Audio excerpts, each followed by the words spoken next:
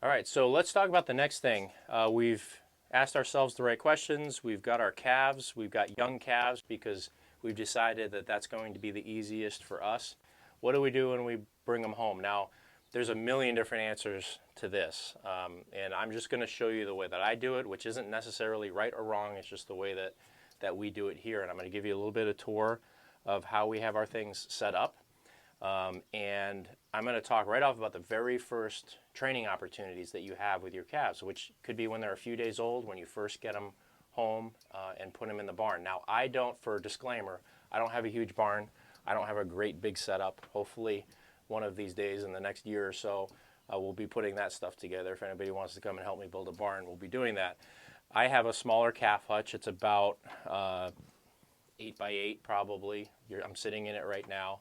And I've got this set up for our jerseys that we have that we brought home about a week and a half ago. We've had them for a week or two, and we've been going through the process. So let me show you a little bit of how we have it set up so that you can get an idea on how we would do it. Our next topic is physical setup. So let's talk about that.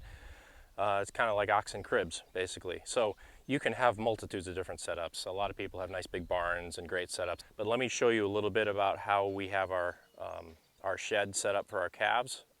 A little bit about the working area too that we have to actually work them in, which a lot of people probably don't think about. So let's talk about that, and then just some setup things and what we do with the animals when we bring them in for the first time. So let's do a little bit of a tour. So I live on 7 acres. I have nice flat open land for the most of it, and then a few acres back here in the woods. My lot is extremely narrow. It's only about, I don't know, 200 to 500 feet wide depending on where you're at. So I've got a long lot. I've got 2 paddocks set up closer to my house with one's just basically a goat pen. The other one is where my linebacks come in and can feed, and then they have open access to pasture. And then we have a wood lot in the back where we do maple syrup and logging and some different things with them. So for my calves, I have probably just a 8 by 8 shed. My barn will eventually go right about here between the 2 paddocks, and we're going to be working on that hopefully before the end of the summer. And then I've fenced in a small area, and this is going to be important to keep control over your animals so that when you're working them, you don't want to work them in a huge area. So I've got about a, I don't know, 15 by 15 or 12 by 12 spot that I just put up some temporary fence with just a temporary gate that we can work them in. And we'll show you why that's important when we start going over working the animals. Now, I've got lots of vents and fans. It's a little bit warm this time of year, so they've got plenty of airflow, and nothing really takes the place of just good herdsmanship and keeping your animals clean. So you can see here when we come in, I've got a little space that we've set aside, and we'll show you why that's important. I've got some spots on the outside where I can tie them up. That's also part of the training process. And then we've got some spots here, obviously, with posts that we can tie them up if need be. Now I've got obviously doors and vents and things like we talked about before, but let's go ahead and go in. So here are our Jersey calves. That's Ike, and this is Sven. Sven, when we got him, was about 5 or 6 days old. Ike was about a week and a half old, and they've been working out pretty well so far. So we'll get into that and the training process in a little bit. Now, obviously, keep things clean, keep things under cover.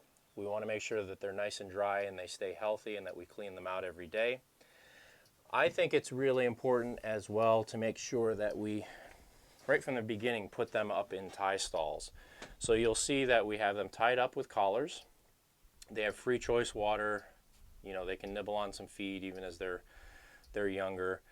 And what this does is it gets them used to being tied up side by side.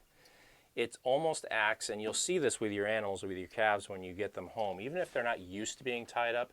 So these guys came from a small dairy farm. They were just in a calf pen inside the barn, and they weren't tied up.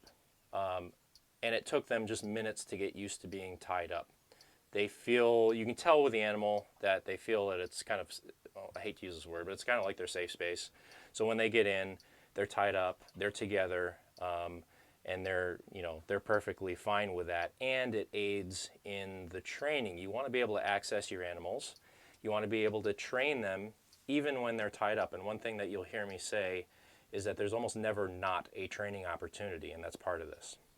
So it's a very simple setup. You can have this undercover in a small shed, in your barn, whatever works for you. But this is basically what we have, not to overcomplicate it.